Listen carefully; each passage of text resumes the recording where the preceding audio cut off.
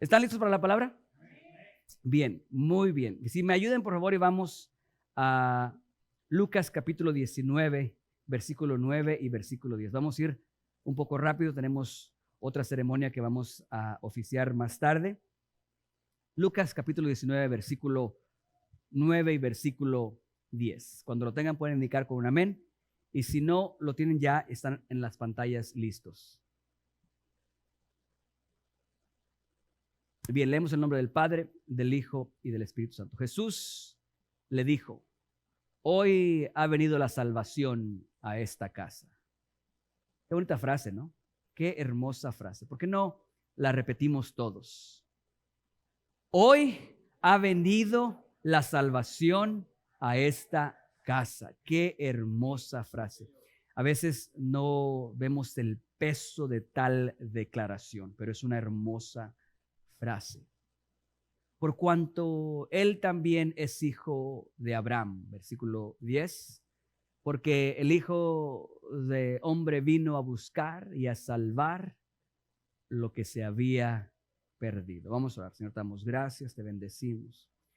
Gracias por tu presencia, gracias por las alabanzas. Gracias por permitirnos ser parte de esta hermosa ceremonia, Señor Jesús, de la presentación de esta hermosa niña. Padre, gracias por las bendiciones, por los métodos, por los procesos que nos has entregado, por la manera de hacer las cosas que nos has enseñado, Señor. Gracias. Ahora te pido, Señor Jesús, que mi mente, mi corazón, mis labios estén completamente rendidos en armonía contigo, Dios, con quien tú eres. Te pido que seas tú obrando a través de tu siervo, hablando a cada uno de nosotros. Padre, que seas tú lidiando con nuestras situaciones. Padre, una sola palabra tuya es suficiente para lidiar con los distintos problemas que hoy pueden agobiar nuestras vidas. Padre, no permitas que nadie salga de este lugar vacío, sino, Padre, que puedan llevar en sus corazones una palabra transformadora, una palabra poderosa, una palabra que inquiete, que cambie, que renueve, que transforme. Padre, visítanos en el nombre precioso de Cristo Jesús. Amén y amén. Gloria a Dios. Quiero continuar contándoles la historia de la salvación. La historia de la salvación. Les digo esto porque en este libro encontramos todo lo necesario acerca de la salvación. Y la realidad es de que es una historia continua de Génesis hasta Apocalipsis, pero también hay historias pequeñas entre este libro que nos dan destellos de lo que es la salvación. Yo no sé si a ustedes les pasa por momentos el meditar acerca de algunas cosas. Por ejemplo, ¿cuántos años tenemos en el Evangelio? Y me pregunto si nos paramos de vez en cuando y preguntamos, ¿de qué se trata la salvación? La salvación probablemente sea el tópico más esencial del cristianismo. Probablemente no haya un tópico más importante que la salvación en el cristianismo. Y me pregunto si realmente comprendemos a cabalidad lo que es la salvación. Si podemos decir de qué somos salvos, para qué somos salvos, cuándo somos salvos, quiénes somos salvos, qué se necesita para ser salvos. Porque pareciera ser que hay situaciones que hacen que se sienta muy ligera la respuesta. Cree en el Señor Jesucristo tú y serán salvos tú y tu casa. ¿Sí? Muy sencillo.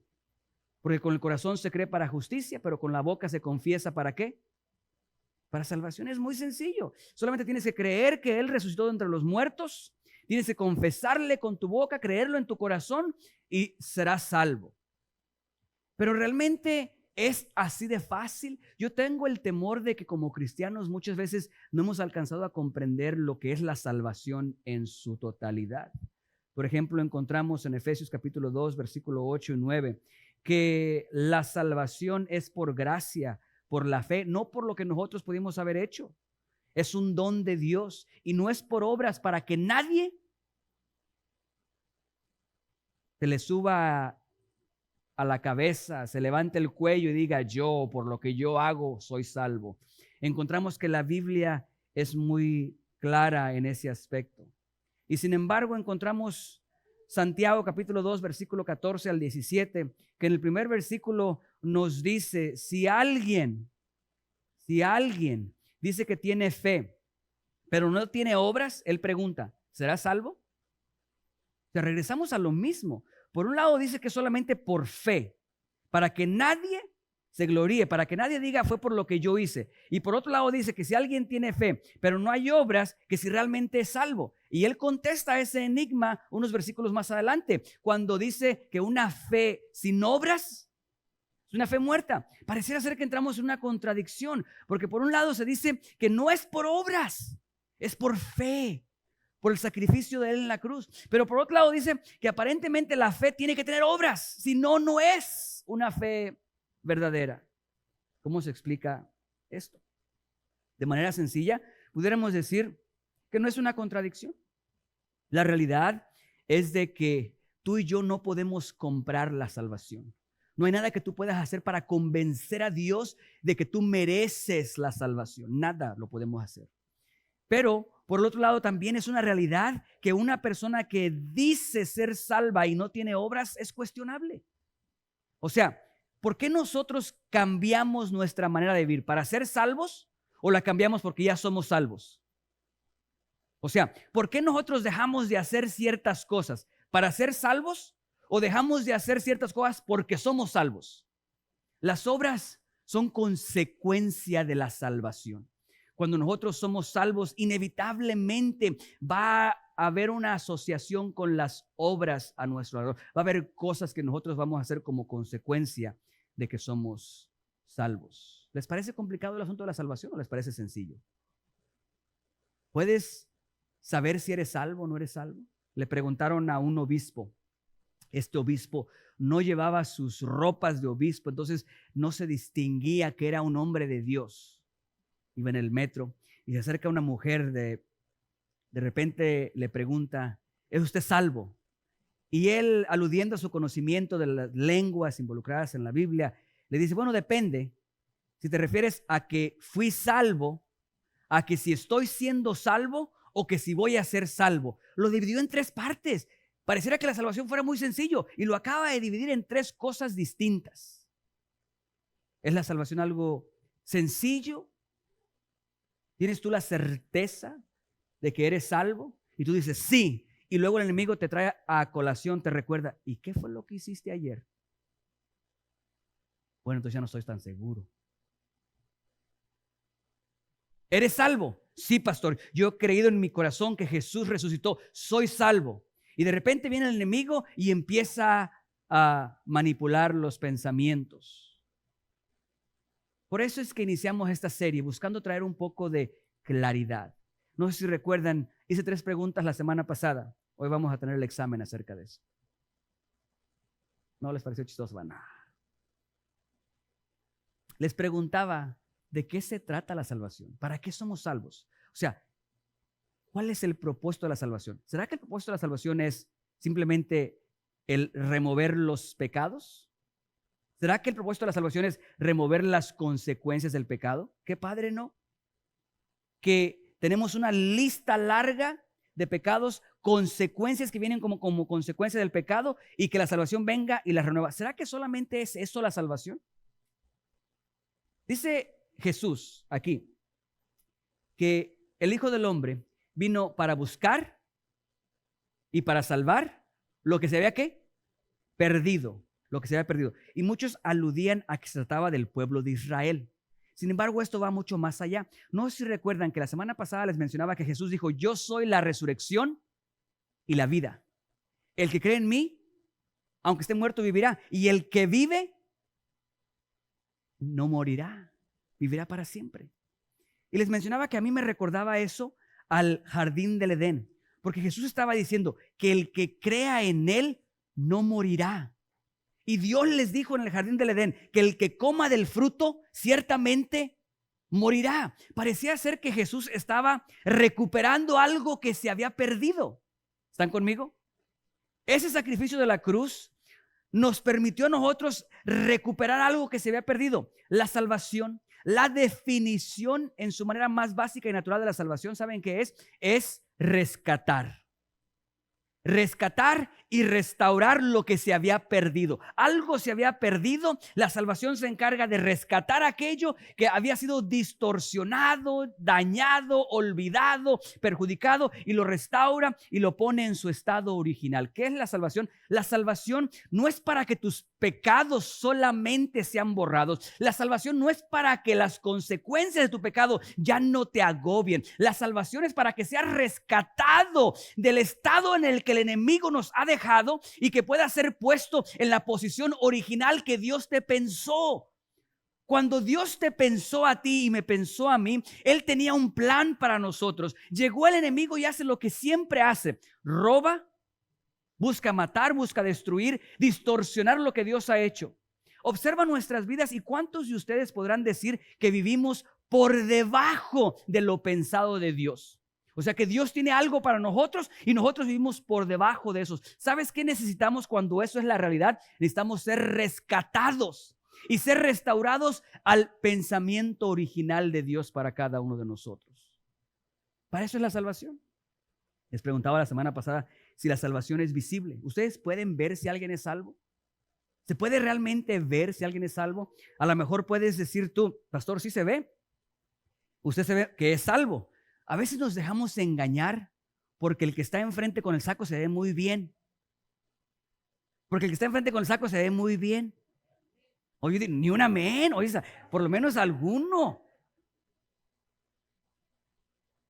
Resulta que las apariencias engañan. ¿Han escuchado eso? Está por ahí en Salmos, creo. Las apariencias engañan. ¿Cuántas veces han escuchado ustedes de un ministerio donde había un pastor que durante años predicaba con una unción tremenda y que la gente se salvaba y la iglesia crecía y Dios obraba de una manera sobrenatural en ese lugar, y de repente se dieron cuenta que durante 20 o 30 años estaba involucrado en un pecado? ¿Han escuchado eso? ¿O les parece de otro mundo? No, es que la salvación no tiene necesariamente que ver cómo se ve con la vestimenta. Durante muchos años se pensaba que alguien lleno de tatuajes no podía ser salvo. O sea, se le veía como alguien que no era salvo porque estaba manchada su piel de tinta. Pero la realidad es que muchas veces hay gente que está bien vestida y no tiene un solo tatuaje, pero el corazón está más manchado que la piel de aquella otra persona. ¿Cómo podemos ver si alguien es salvo? Porque alguien habla bonito y cada tercer palabra dice Señor Dios o Padre Dios o esto, otro. Están hablando de comida, están hablando de un carro y Padre Dios, y para todo es Dios y para todo es Dios. Y mientras que a lo mejor hay alguien que no menciona tanto algún versículo, pero de repente las acciones de uno simplemente sobrepasan por completo las acciones del otro. ¿Se puede ver si alguien es salvo o no es salvo? La realidad es que sí. Y la semana pasada en la historia que utilizábamos veíamos que la manera más fácil de ver si alguien es salvo es, en el caso del pueblo de Israel, era visible si fueron, la palabra es, rescatados de Egipto o no. ¿Cómo sabíamos si eran rescatados de Egipto o no? Muy fácil. Después de que Dios llegó y los salvó, ¿cuántos de ellos seguían viviendo en Egipto? Cuando Dios los rescató y salieron de ahí, ya no estaban viviendo en Egipto los israelitas. Estaban en el desierto rumbo a la tierra prometida. Entonces sí podemos ver si la salvación es real o no es real en alguien. ¿Saben cómo vemos? Vemos dónde viven. Si aún siguen viviendo en Egipto, ¿qué crees? No han sido rescatados. Podrán venir a la iglesia, podrán diezmar, podrán cantar, podrán hacer todo lo que normalmente hace un cristiano que ha sido salvo, pero si sigue viviendo en Egipto, o sea, si sigue en esclavitud, si sigue siendo oprimido por las estrategias del enemigo, probablemente no ha sido salvo todavía. Pero veo que el mensaje de la semana pasada no les gustó, entonces mejor vamos a dejarlo a un lado ya ese y entramos al de hoy. Entramos al de hoy. Quiero, a través de esta historia que acabamos de leer, mencionarle o continuar mencionando diferentes características de la salvación. Encontramos que la salvación es visible, la podemos ver. Una persona se ve cuando ha iniciado ese proceso hacia la tierra prometida y no sigue simplemente plantada en Egipto. ¿Okay? el día de hoy quiero a través de esta historia hablarte de lo que yo considero es el orden de la salvación. Yo creo que la salvación tiene un orden. Hay elementos dentro de la salvación que podemos distinguir en las diferentes circunstancias. En cada persona podemos ver cómo esta característica de la salvación está presente en esta circunstancia. Esta misma característica está presente en esta circunstancia de esta persona diferente. Quiero a través de esta historia que veamos el orden de la salvación. Y orden también hablando de puntos cronológicos. Esto pasa primero y después pasa esto y después pasa esto. O sea, yo no sé ustedes, pero a mí me agrada mucho la idea de escuchar: hoy ha llegado la salvación a mi casa. Yo no sé ustedes, pero yo necesito que mi familia, que mi esposa, que mis hijos puedan ser salvos. Y aludiendo a la respuesta de ese obispo, que fuimos salvos, estamos siendo salvos y seremos salvos. Es una continuidad, no es un solo momento. Por lo tanto, yo deseo escuchar: hoy ha llegado la salvación a tu casa. Leemos la historia. ¿Sabes qué? La voy a mencionar nada más. Está ahí mismo, Lucas 19, del 1 al 10, pueden leerlo en casa. Yo les voy a decir más o menos lo que es para avanzarle un poquito con el tiempo. Jesús estaba por entrar a Jericó, iba a pasar por Jericó. Y la Biblia menciona a un hombre y menciona un par de características de este hombre. Primero dice que era el jefe de los republicanos. No era republicanos. ¿El jefe de los qué? Publicanos, el jefe de los publicanos. No era político, era coleccionador de impuestos. Es para ver, estaban poniendo atención, el pastor ahí se le cruzaron los cables. Era jefe de los ¿qué? Publicanos, ¿ok? No era Trump, no se espante, no se espante. Era jefe de los publicanos. Bien, eso lo menciona. También dice que era rico. También dice que era chaparro. Y que como venía Jesús y él tenía el deseo de ver quién era Jesús, entonces avanzó por delante de donde sabía que venía Jesús y vio un árbol de sicomoro, si no me equivoco, así se pronuncia. Y se subió al árbol para observar y poder ver a Jesús. Y mientras Jesús venía caminando, dice la Biblia que levantó los ojos y lo vio. Y después de que lo vio, le dice: desciende pronto porque esta noche quiero pasar contigo. Quiero tener un momento contigo. Y Zaqueo desciende rápidamente, lo lleva a su casa, abre las puertas y están cenando juntos. Y mientras ellos están cenando juntos, la Biblia dice que los otros, o sea, me imagino que parte de la multitud que venía con Jesús, se invitaron solos. Y aunque no entraron a la casa, estaban afuera. Hoy no es muy común, o sea, tú te imaginas en tu casa comiendo, está la ventana aquí, de repente está llena de gente ahí mirándote comer. No, allá era diferente, era algo prácticamente natural. O sea, las casas estaban abiertas, había un patio abierto, ahí estaban comiendo. No era la primera ocasión. En alguna ocasión Jesús estaba en la casa de Simón y llega la mujer y le empieza a lavar los pies y había gente mirando ahí. O sea, no era algo raro. Entonces, en esa misma situación está Jesús con Zaqueo ahí y se escucha una murmuración.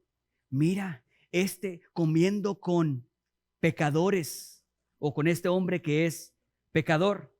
Esto lo escuchan ellos que están en la mesa y entonces Zaqueo se levanta y dice: la mitad de lo que tengo lo doy a los pobres, y si a alguien le he hecho de mala manera, le voy a dar 4 veces lo que he quitado.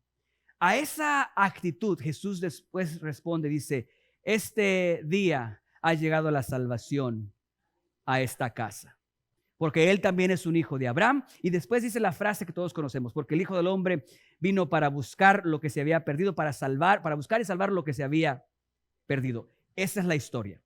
Y yo creo que en esa historia, al igual que en la historia de Israel, del pueblo de Israel, en la salida de Egipto, encontramos elementos que son reales en la salvación, que nos ayudarán a entender realmente de qué se trata la salvación, cómo funciona la salvación. Y el primer elemento en esta historia que quiero mencionar, el primer orden de la salvación, el primer punto en el orden de la salvación es compasión. Es la palabra compasión. En el corazón de la salvación encontramos compasión. La Biblia dice que cuando Jesús veía a la multitud, era movido ¿a qué? A compasión. Escuchen esto, nosotros somos el cuerpo de Cristo y tenemos que entender que en el corazón de la salvación, si entendemos lo que es salvación, en el corazón de la salvación se encuentra la compasión. Eso significa que cuando Jesús vio a Zaqueo, no vio lo que el pueblo de Israel veía. Zaqueo no era cualquier cosa. Jesús sabía quién era Zaqueo. O sea, Jesús estaba tan al tanto de quién era Zaqueo que muchos años, no sé si 100 años antes de que Zaqueo naciera, Jesús le ordenó a alguien que plantara un árbol ahí. Le dijo, necesito un árbol que crece y tiene ramas largas y anchas, porque algún día va a venir un chaparro que va a necesitar escuchar de mí, verme a mí, y para que yo lo pueda ver, necesita subirse a este árbol. Mira cuánto conoce Jesús a cada persona, que con anticipación preparó todo para que ese día Zaqueo se levantara. Sabía quién era Zaqueo, sabía que él era el jefe de los publicanos, sabía el tipo de vida que él tenía. Y sin embargo, yo me pregunto y quiero que te imagines tú, ¿qué es lo que Jesús vería si sus ojos de él estuvieran apuntándote a ti? Digo, cualquiera pudiera pensar, bueno, pues Zaqueo era rico, tenía guardias, tenía protección, probablemente tenía todo tipo de juguete que pudiera tener. A lo mejor tenía su lancha para irse los domingos a la playa. A lo mejor tenía su carro deportivo, era un camello más rápido que el del vecino. Eso era una raza especial. O sea, tenía todo lo que un hombre pudiera querer tener. Sin embargo, yo creo que cuando Jesús lo vio vacío. Lo vio sin nada. Tenía una familia y estaba solo. Tenía dinero y vivía en pobreza. O sea, Jesús fue movido a compasión.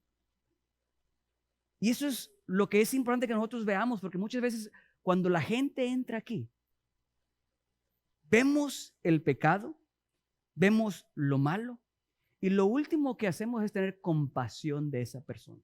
Y somos el cuerpo de Cristo. En el corazón de la salvación tiene que haber compasión. ¿Sabes qué significa o qué está conectado con la compasión? Simpatía.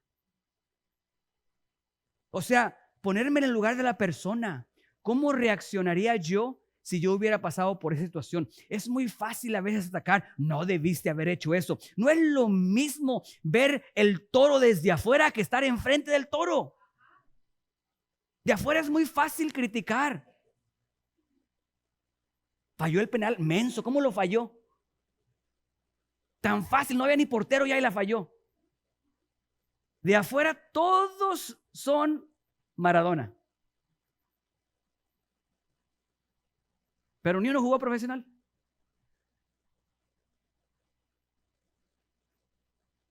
Compasión.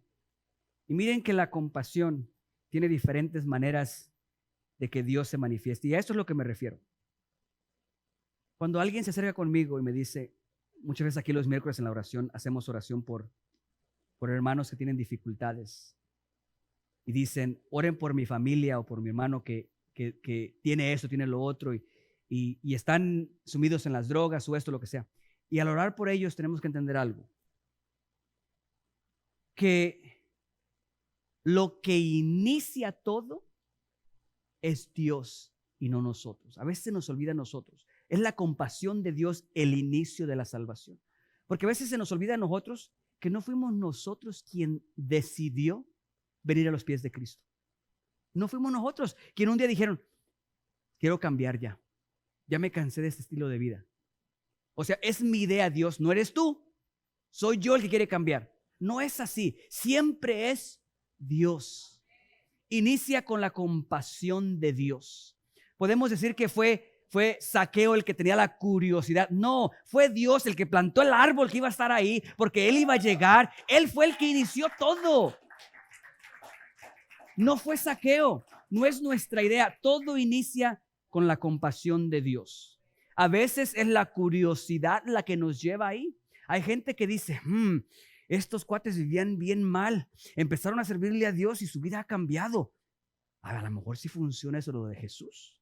Y van a la iglesia por curiosidad, escucharon, creyeron, fueron a la iglesia. Algunos otros inician por necesidad, no por curiosidad, porque el dolor es agobiante, porque la necesidad es grande y entonces se acercan. Pero todo, independientemente de cuál de las dos sea, todo inicia con la compasión de Jesús, que es Él el que nos trae. Por eso cuando oramos por los hermanos, a mí me duele mi corazón, porque yo digo, Señor, no fue mi idea el venir a ti, como tampoco es la idea de Él el regresar hoy. La persona que está en el pecado, ¿tú crees que quiere dejar el pecado? No quiere dejar el pecado. Quiere seguir pecando mientras pueda seguir disfrutando. ¿Sabes cuándo quieren dejar de pecar? Cuando ya no pueden disfrutar. Cuando el dolor es más grande que el gozo en el pecado, ahí sí ya no quieren. Pero mientras sigan disfrutando van a querer estar ahí. No ellos, también tú. También tú y también yo. ¿Y sabes qué fue lo que nos trajo? La misericordia de Dios, la gracia de Dios. Por eso yo digo, Señor, ten misericordia de ellos. Así como tuviste de mí, tráelos. Yo sé que ellos no quieren venir hoy. Yo sé que no quieren, al igual que yo no quería. Tráelos. Aquí me lleva al segundo punto de este orden de la salvación. Que el primero es que lo que inicia todo es la compasión de Dios, la gracia de Dios. En el corazón de la salvación encontramos la compasión. El segundo punto en este orden de la salvación es una invitación. La Biblia dice que Jesús lo ve con ojos de compasión, entendiendo el dolor y la soledad que había él, o el agobio, lo que sea, y le dice, desciende pronto que quiero estar contigo. Jesús le estaba haciendo una invitación. El segundo orden es una invitación. Y esto es algo bueno y complicado a la vez. Porque sabes que una invitación es simplemente una invitación. No es nada más. La salvación llega a través de una invitación.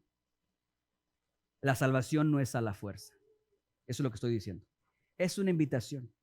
Se te extiende la invitación y si tú quieres ir, vas. Ahí es la parte complicada. Oramos para que Dios los traiga. Dios no los va a arrastrar. Oramos para que Dios tenga compasión y les extienda una invitación.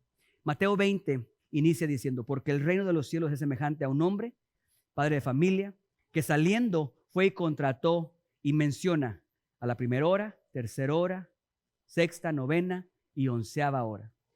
Nos describe que contrató diferentes tipos de personas, algunos con experiencia y conocimiento, otros que solamente tenían mucho esfuerzo, se esforzaban, trabajaban, y algunos que no les interesaba mucho lo de trabajar, porque los agarró a la hora número 11. No eran muy trabajadores que digamos. Y los llegó y los llevó. Y a la hora de pagarles, dice la parábola que a los que trajo al final les pagó los de un día completo. Y a los que llegaron y trabajaron desde temprano les pagó lo mismo, un día completo. Se enojaron, se ofendieron. Y la parábola termina diciendo, porque muchos son los llamados y pocos los escogidos. Y hay un problema con esa traducción, porque esa traducción me deja a mí pensar que Dios nos llama a todos, pero después Él mismo escoge a unos y a otros no. Y Dios no es un Dios que hace acepción de personas. La traducción correcta es, porque muchos son los llamados, pero pocos son los que escogen aceptar la invitación. Esa es una invitación nada más. Hay un canto que nos gusta mucho. Aquí hace días que no lo cantamos. Dice, no hay monte que no escales. No hay, ¿alguien me ayuda? No hay barrera. No hay enemigo, y empieza a levantar todas las los diferentes desafíos y pinta una imagen de Jesús como si Jesús en su túnica de repente empezara a levitar en su túnica y de repente le hiciera hacia el pecho y arrancara aquí la túnica y aquí hubiera una jota de Jesús bien grande y empezar a volar hacia una casa negra donde hay un diablo alrededor con cadenas grandes, donde te tiene encadenado en una cárcel, en una celda ahí. Y la imagen que se pinta de Jesús es que Jesús llega y rompe la puerta y le dice a Iron Man, quédate ahí un poquito, y le dice a Batman, tú quédate acá, y él golpea al diablo y lo tumba, y de repente ve la celda ahí y arranca las barras y le dice al que está preso ahí, a ti y a mí, vámonos. Y el que está preso ahí dice, como que no estoy tan seguro.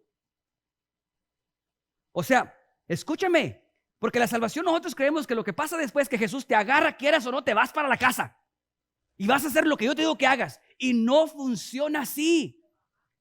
El hijo pródigo, el padre, no fue a buscarlo.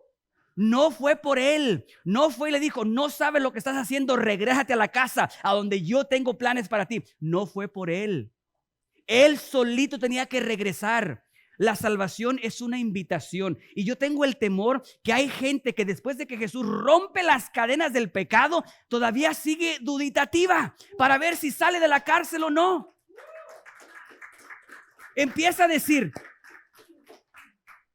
es que no estoy seguro porque yo escuché que hay gigantes en la tierra prometida. Y aquí por lo menos me traen mi comida 3 veces al día. Y ahora hay cárceles que están más cómodas que otras. Algunas hasta televisión tienen. Entonces llega un momento en el que las cadenas del enemigo los tienen tan enredados que la mente empieza a sentir que es parte de lo normal y natural y quieren quedarse ahí. Hay cárceles que tienen, ¿cómo le llaman? Que tienen, le llaman tiempo de esposa. Tiempo de esposa. O sea, ¿qué martirio es ese? Le dan de comer 3 veces al día. Solo le prestan a la esposa para que disfrute un rato y luego se la quitan. Algunos van a decir, ¿dónde firmo? Imagínate. Prefieren quedarse ahí. No funciona así. La salvación es una invitación. Una invitación que empodera. Una invitación que libera. Una invitación que transforma. Una invitación que te lleva a donde nunca imaginaste, pero sigue siendo una invitación. Hay quienes escogen y hay quienes dicen no. ¿Cuántas veces has escuchado tú? No quiero ir a la iglesia, porque cuando voy a la iglesia las cosas se ponen peor. Las cosas se ponen más difíciles. La vida se me hace más complicada. Prefiero seguir aquí. Tengo mis 3 comidas al día. El guardia y yo ya hasta somos amigos. Me cuenta sus problemas con la esposa. Yo le doy consejos. Le digo, yo sé lo que te digo. Mira, yo la tengo bien. A mí me funciona muy bien esto.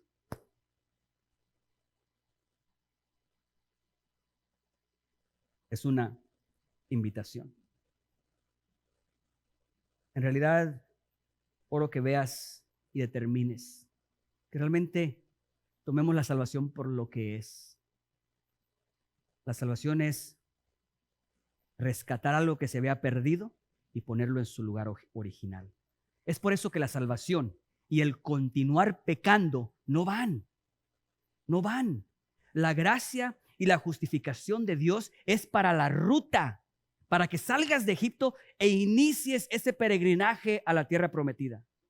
¿Cuánto se tarda eso, pastor? Pues no sé. Lo original debió haber sido no más de 2 años y se tardaron 40 años. Pero eso es preferible que te quedes en Egipto.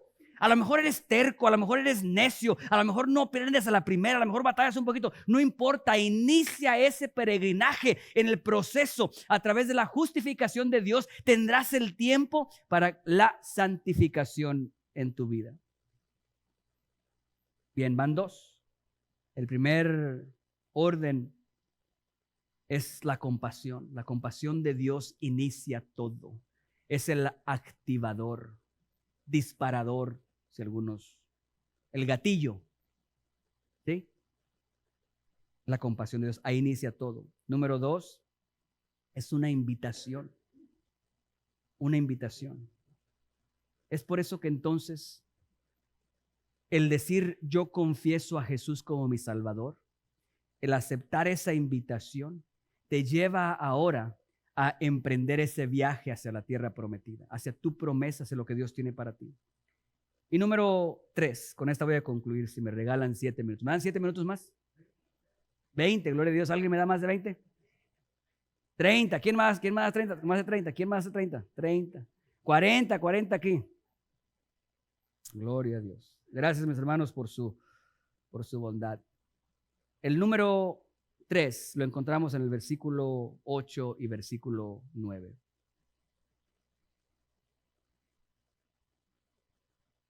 Recuerden la historia. Jesús lo ve. La compasión, sin duda, igual que con nosotros, inundó el corazón de Jesús.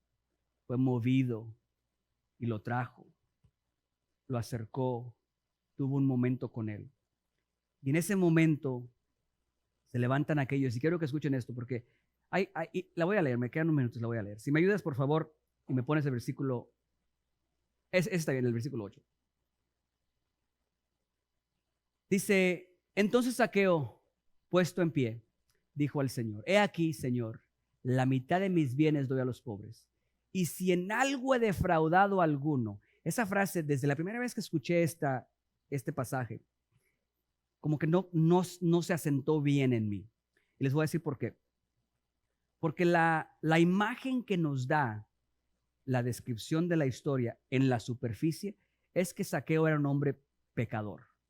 ¿Ok? Era un hombre pecador. Sin embargo, la Biblia en sí no lo dice de esa manera. ¿Sabes quién dice que era un pecador? Los otros. Los otros dicen que era un pecador. Él tenía un trabajo. Su trabajo era colectar impuestos. Obviamente no iba a ser alguien aplaudido por los judíos. Obviamente había enemistad ahí. Sin embargo, esta frase me parece interesante. Dice, he aquí la mitad de los bienes doy a los pobres. Hasta ahí no hay nada que lo incrimine a él. Y después dice, si en algo he defraudado a alguno, ahí dice la posibilidad de haber un fraude. Sin embargo, él no dice, y a los que defraudé. No dice eso. Dice, si en algo lo pone en duda. Es como, por ejemplo, yo no sé si es, me cambio esa frase, no sé si es el mismo caso. ¿A alguno de ustedes les ha pasado que viene un día, para ser más claros, viene alguien y le grita, le empieza a querer pelear con usted y de repente le pone una cachetadota en la cara? Y pasan 4 meses después y se acerca esta persona y le dice, si en algún momento te ofendí, oye, ¿cómo? Eso no parece disculpa. Viene a pedir disculpa y te está diciendo, si en algún momento, todavía tienen las marcas de la mano aquí, y dice, si en algún momento te ofendí, no queda. O sea, ¿lo hizo o no lo hizo? Entonces, eso me abre a mí la duda de pensar si él realmente era pecador o no. Sin embargo, dado la sensación, todo apunta a que era pecador, ¿ok? Si en algo he defraudado a alguno, se lo devuelvo cuadruplicado. Bien, esto es lo que está sucediendo. Entra a la casa de él Jesús, aquellos ven eso y murmuran, ahora come con pecadores, ¿ok? Después de eso se levanta Zaqueo, probablemente escuchó esa frase y dice esto. Mira lo que dice después Jesús. Jesús le dijo, hoy ha venido la salvación a esta casa. ¿Tú crees que es coincidencia en dónde está esta frase en toda la historia? Porque la frase no está cuando Jesús va a entrar a la casa de Zaqueo. La frase está después de una prueba real de arrepentimiento. Tercer orden en la salvación. Primero, es la compasión de Dios que inicia todo, nos trae a sus pies. Segundo, la invitación que tienes constantemente tú, cada domingo que escuchas la palabra de Dios, aunque no sea directamente quien quiere aceptar a Jesús como Salvador, siempre hay una invitación de Dios hacia ti.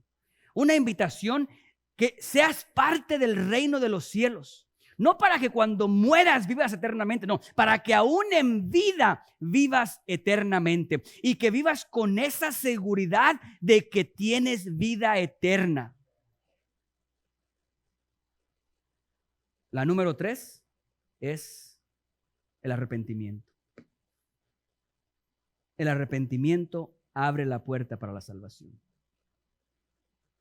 En la Biblia hay muchas parábolas que más o menos son similares. Por ejemplo, la que les mencioné del hombre que va a contratar gente.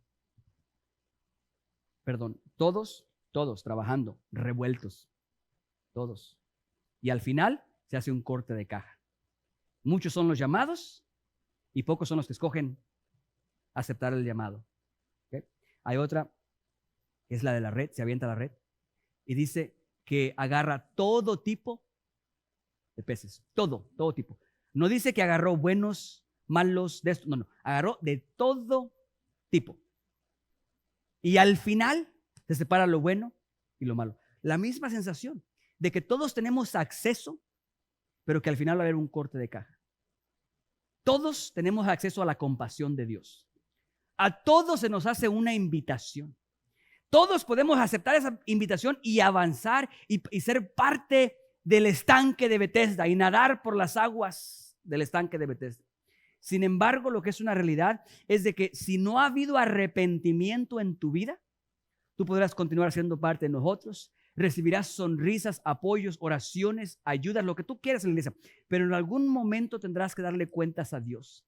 Y para que pueda haber salvación en tu vida, tiene que haber arrepentimiento. Escuché en alguna ocasión una ilustración de lo que es el arrepentimiento y no podía ser más clara y más básica y más sencilla, y se las comparto. ¿Están familiarizados con el área de aquí del Metroplex? ¿Sí, más o menos? ¿Están familiarizados con el área? Imagínate que estás por aquí en Mid-Cities, por aquí en Bedford, en Euless, y vas a agarrar el tren. Y tú dices, voy para Forward.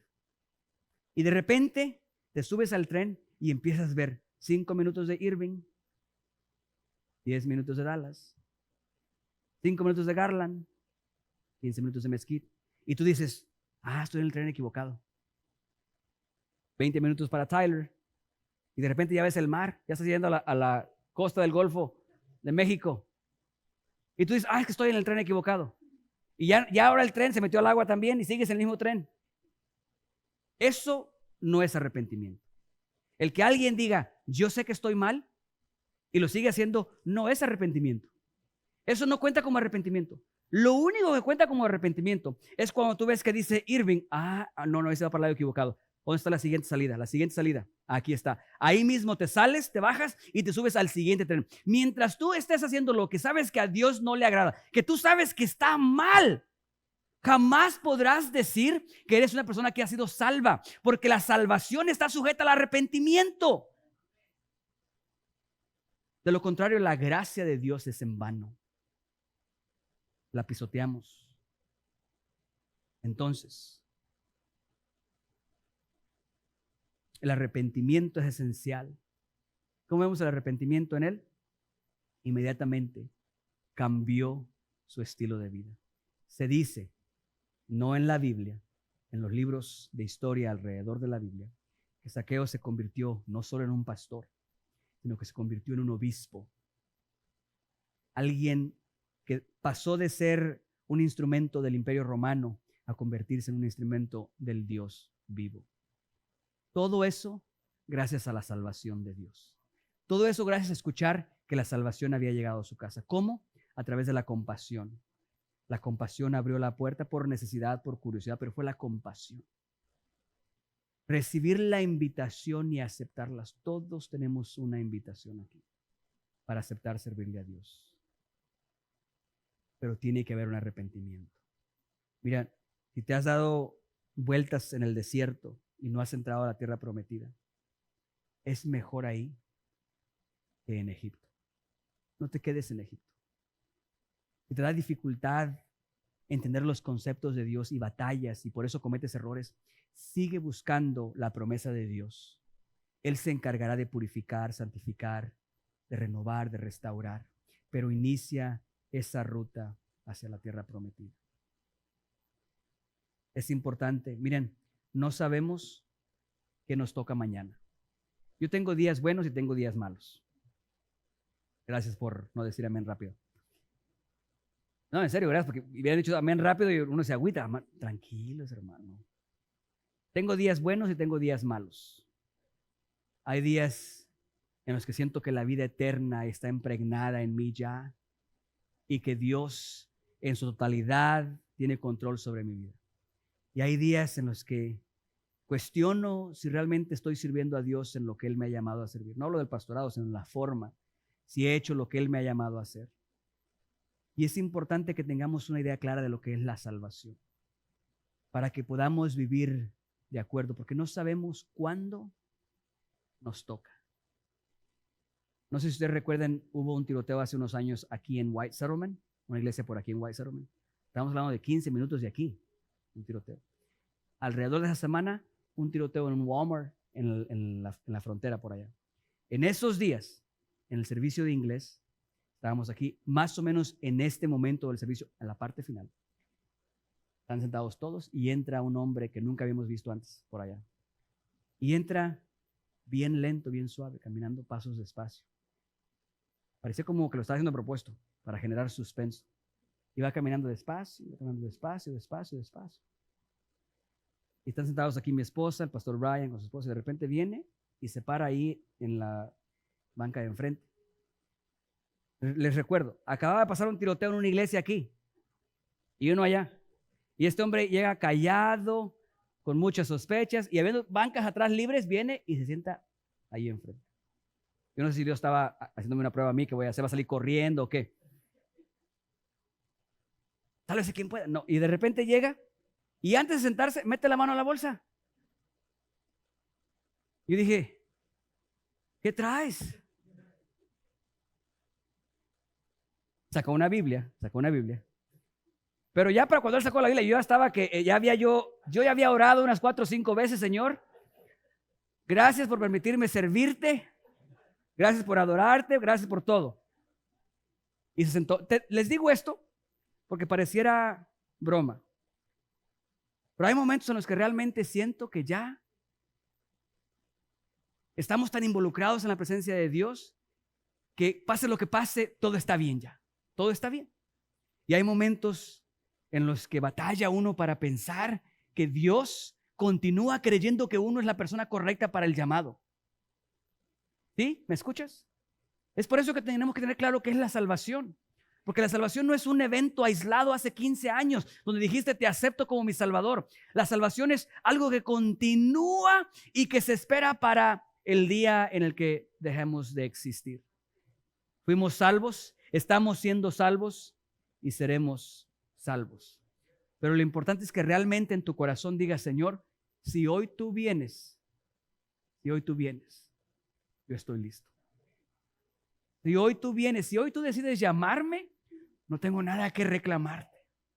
Has sido bueno conmigo, me has bendecido, me has guardado, me has protegido. Señor, estoy listo.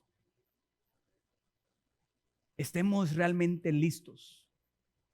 Acepta la invitación. No habrá mejor aventura en tu vida que aquella que persigue la promesa de Dios. No habrá mejor aventura en tu vida que aquella rumbo a lo que Dios tiene para ti. Puedes ponerte de pie.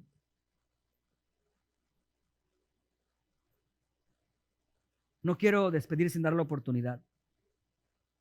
Si no has aceptado a Jesús como tu Salvador, no te vayas sin hacerlo.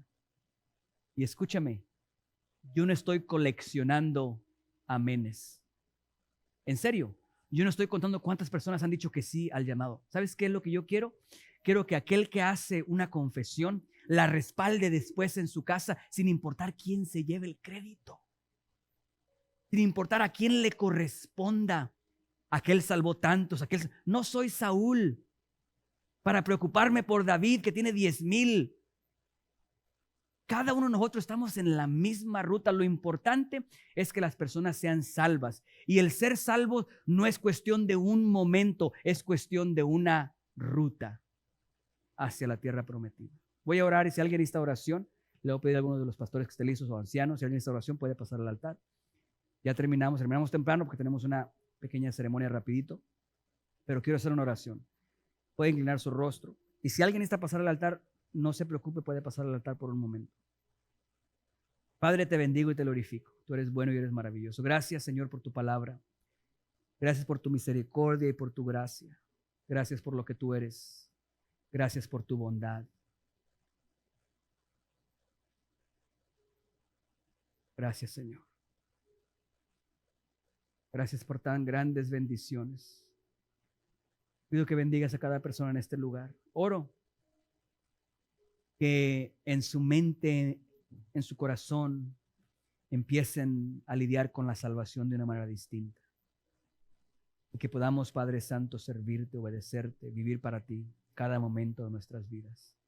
Te bendecimos, te glorificamos, Padre, por Cristo Jesús.